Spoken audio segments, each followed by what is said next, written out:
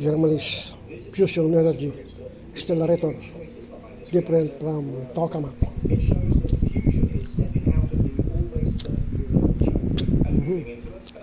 Germany's Wendelstein WX-7 accelerator with the tokamak. Fusion energy experimentation. Today is 12 December 2025.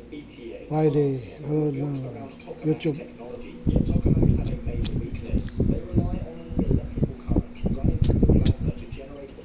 That current can become unstable, leading to disruptions that cause the plasma to collapse. It limits how long a tokamak can operate. Accelerator.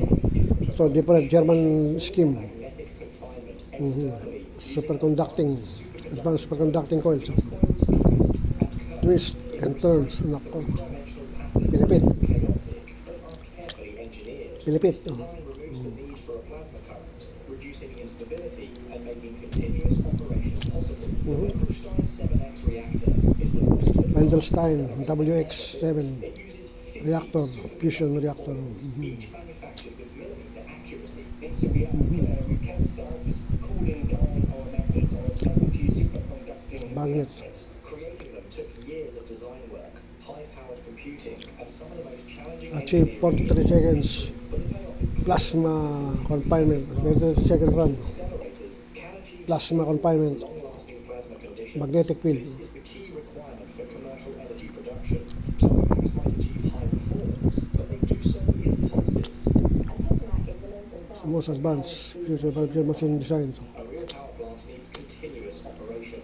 Germany's success Ayun, Wendelstein. fusion might belong to Stellarator. Accelerator, Wendelstein, Pilipit. But they may offer a better path to truly stable and industrial level energy generation. This has forced the fusion world to rethink its assumptions and consider that the next generation of reactors may look very different from the machines built over the last 40 years. 40 years.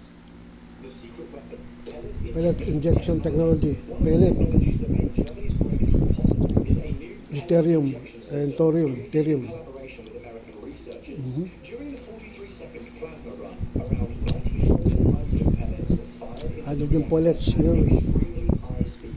These pellets acted like fuel logs being added to a fire.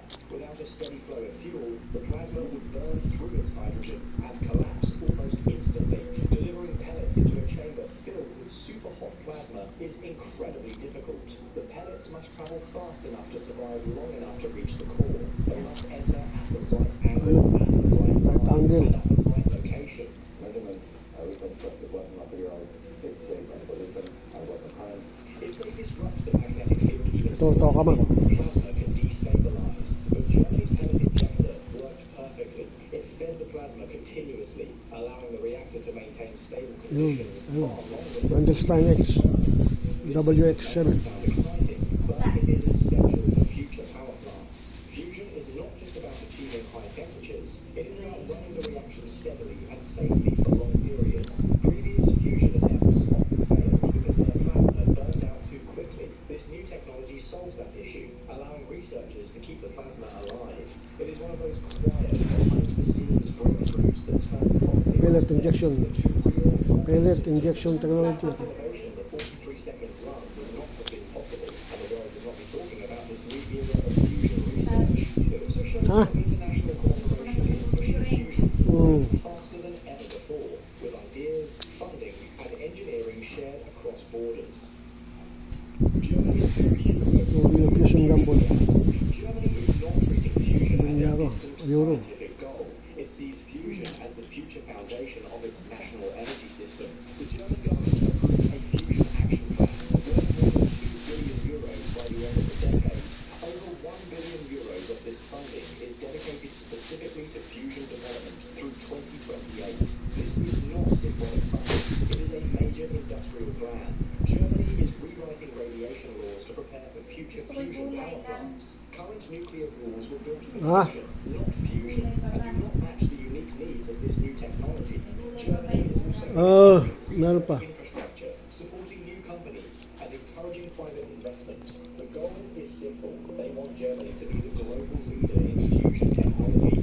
Fusion could give Germany complete energy independence. Its fuel sources resources are nearly unlimited. Deuterium can be taken from seawater, and tritium can be produced inside a reactor. Fuels. Fusion is low carbon, produces far less waste than traditional nuclear energy, and carries no meltdown risk. It is the closest thing No meltdown risk. to source humanity has imagined. Germany